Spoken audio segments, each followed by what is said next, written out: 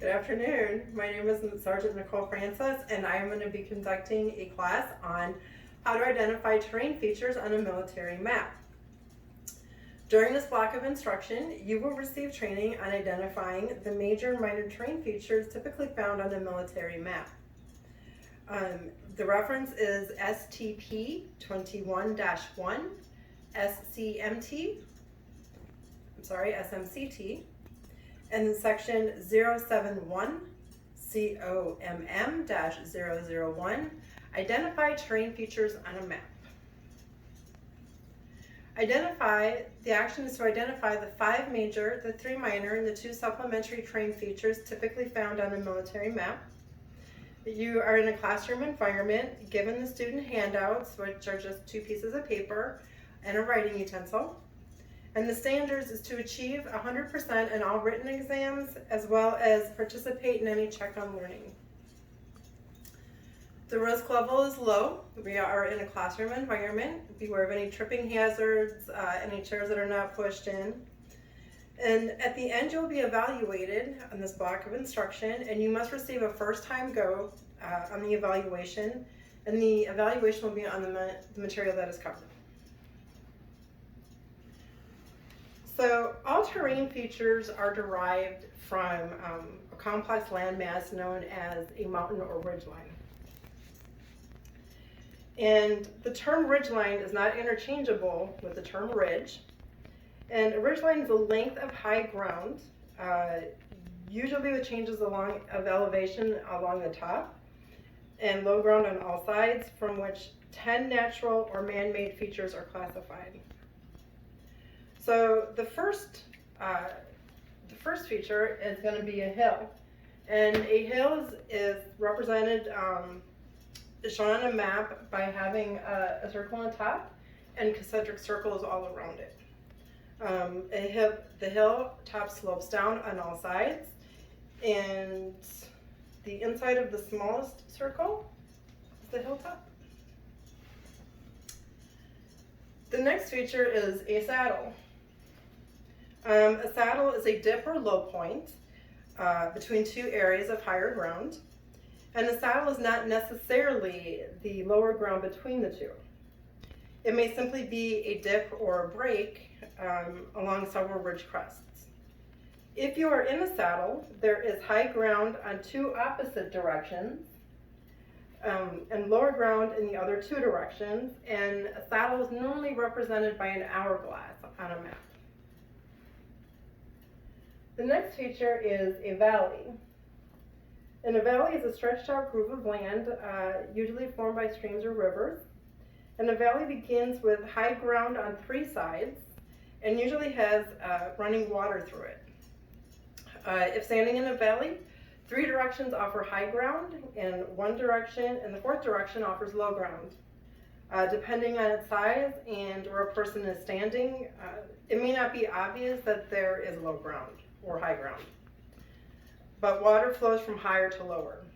Contour lines forming a valley are either U-shaped or V-shaped to determine the direction water is flowing.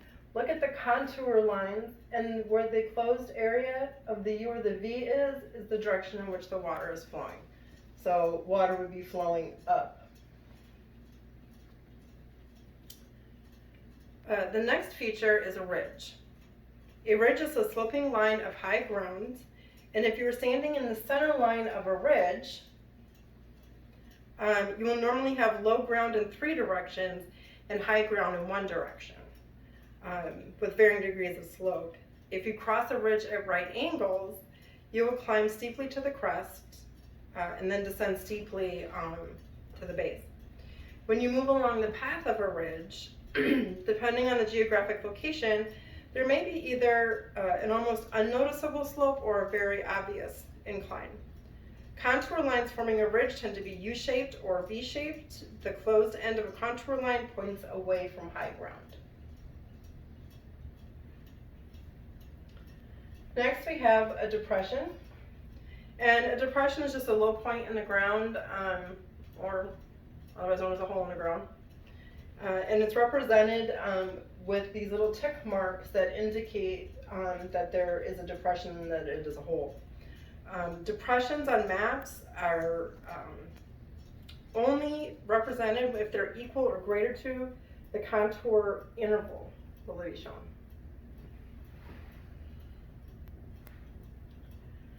Next, we're going to be identifying the 3 minor terrain features found on a military map. The first one is a draw. And a draw is a stream course that is less developed than a valley. And in a draw, there's essentially no level ground.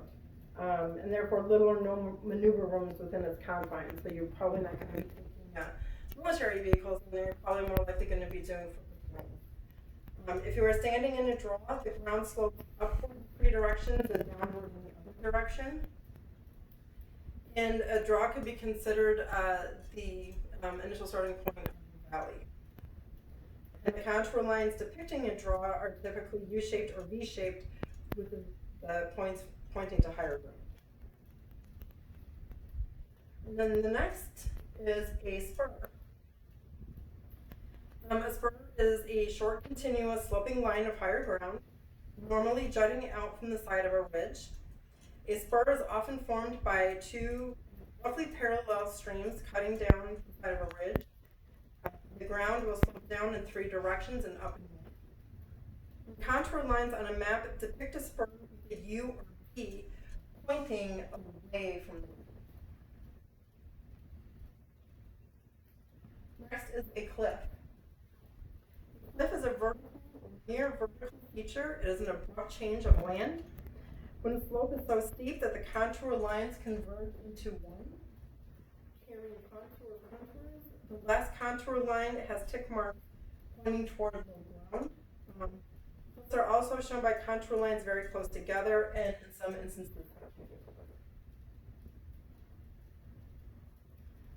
And then next we have a cut and a draw.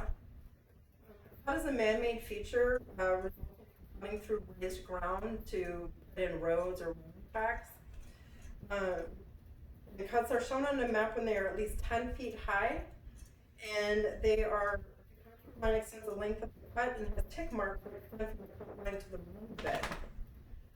And a fill is man-made, resulting from filling a low area, usually to form a level bed for a track.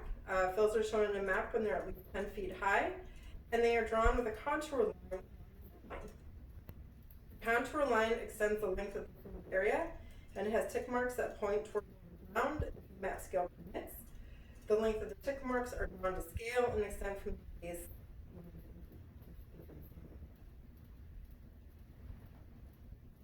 Now, I'm going to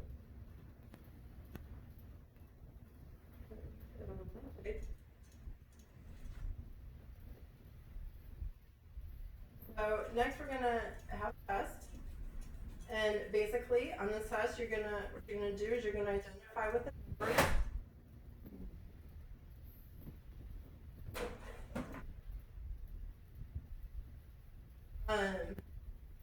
What they represent.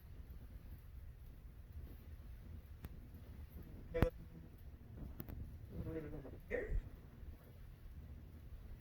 Take your test.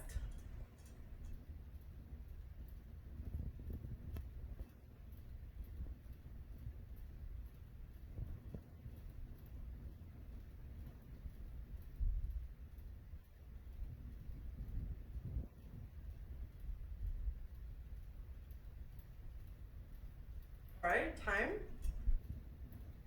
I'm going to collect all the papers and I'm going to grade them.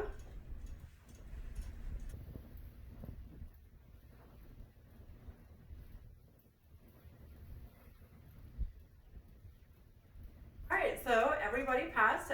One's a first time go. Congratulations. So now we're going to conduct an AAR. So what was the commander's intent? The commander's intent was for us to conduct training on how to identify terrain features on a military map. What did we do? We identified the terrain features on a military map. Give me 3 sustains, 3 improvements. All right, and then that concludes my class on how to identify terrain features on a military map.